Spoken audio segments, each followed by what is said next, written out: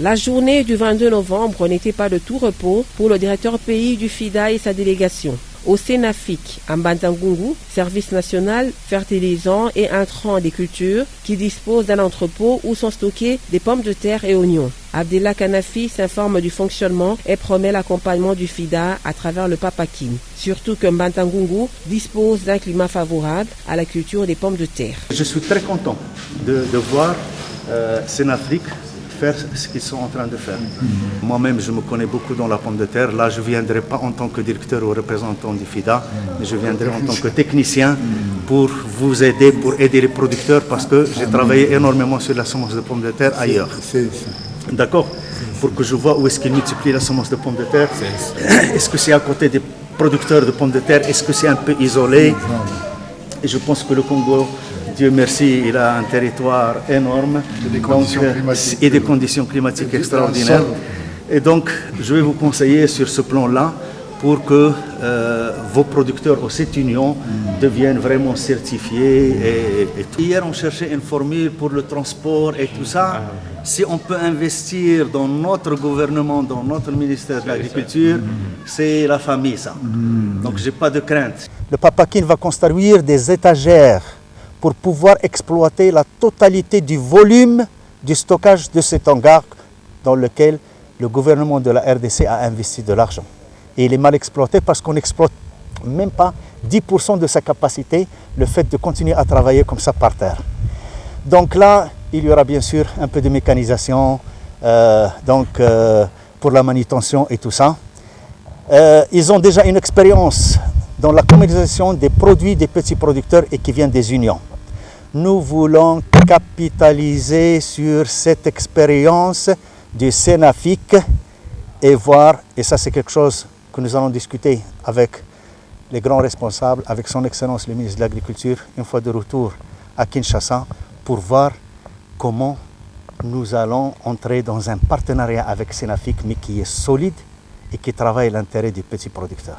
Le directeur pays du FIDA propose que soient identifiés 5 champions, dont un en pommes de terre. Cap vers le site de Ndembo, ceinturé par le mont Bangu. Ces collines qui offrent aux touristes et visiteurs un paysage de rêve. Le site de Ndembo, 188 hectares de terre arable, les paysans regroupés en 12 coopératives, dont 10% des femmes, est réputé pour ses cultures de gombo et d'oignons. Ici, le directeur pays du FIDA et les experts du Papakine identifient le genre d'infrastructure à mettre en place car le site est confronté aux problèmes d'inondation. Pour ce faire, il faut aménager l'aire de séchage, un entrepôt, ériger un barrage et des canaux d'irrigation, organiser les moyens de transport pour faciliter l'évacuation des récoltes vers les points de vente. Vu nos difficultés par rapport à la production, par rapport à tout ce que vous savez, nous avons intéressé Papakine, c'est pour laquelle Papakine nous a approchés. Et il a fait les études de faisabilité. Entre autres, nous avons les difficultés pendant la saison sèche. Parce que la culture principale ici, c'est l'oignon. C'est la principale, c'est l'oignon. Alors pendant la saison sèche, nous avons des problèmes. Nous avons un problème d'eau.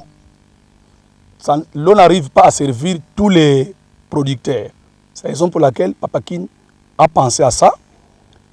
Ils vont ériger un barrage avec des déviations pour que tout le monde soit servi. Mais c'est bon ce que Papakine a dit aujourd'hui, c'est bon ce que les représentants du FIDA ont dit aujourd'hui. Ils ont dit. Maintenant, nous voulons les voir à l'action, parce que beaucoup d'ONG, beaucoup de partenaires sont passés, ils nous ont promis des choses extraordinaires, mais ils n'ont jamais passé à l'action. Bon, c'est ce que nous attendons d'eux. Si vraiment ils vont s'atteler, ils vont vraiment réaliser ce qu'ils ont dit, ok. Là, ça sera vraiment à la grande satisfaction de tous les producteurs de cette vallée. Et ça va aussi booster la production pour augmenter la production pour servir la ville de Kinshasa en oignons. Aux agriculteurs, Anafi recommande d'organiser le stockage des récoltes pour éviter des pertes. Le Papakine a déjà fait un travail de base magnifique. Nous avons avec nous un topographe qui va commencer à travailler à partir de cette semaine sur les levées topographiques et tout. Et puis, nous avons écouté les producteurs qui nous ont dit sur le cycle de production d'oignons. Et j'ai dû comprendre aussi, c'est une des régions les plus importantes pour la production d'oignons, pour au moins le pôle de Kinshasa et le pôle de Bazangongo. Et ça, c'est deux pôles déjà qui sont extrêmement grands. Kinshasa, c'est plus que 10 millions d'habitants. Et l'oignon, c'est quelque chose de très, très important pour la nourriture des gens.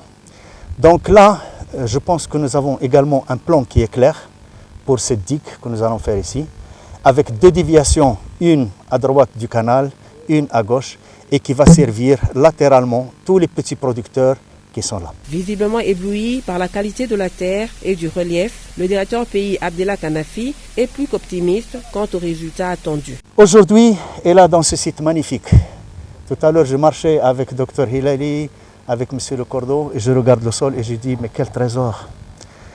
Votre pays, la République démocratique du Congo, est assis sur des trésors.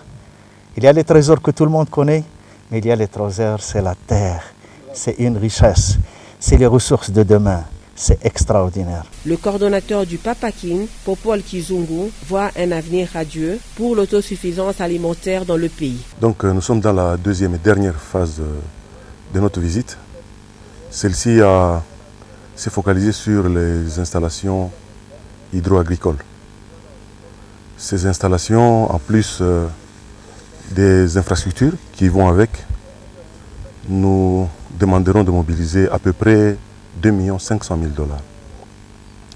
Il était important de venir avec le directeur pays qui joue un rôle très important dans la prise de décision d'allocation de fonds pour que nous puissions valider donc, les choix des sites.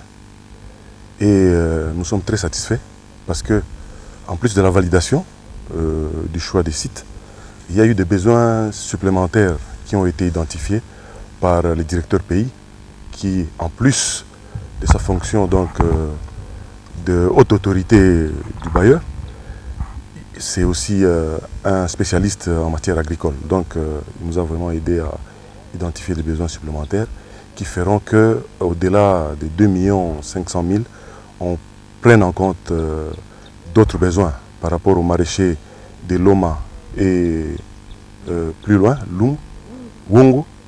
Et je crois que là, on aura vraiment besoin de faire des arbitrages avant que la semaine prochaine, on puisse valider notre plan de travail et budget annuel. Nous devons les mettre en mesure d'accroître leur production.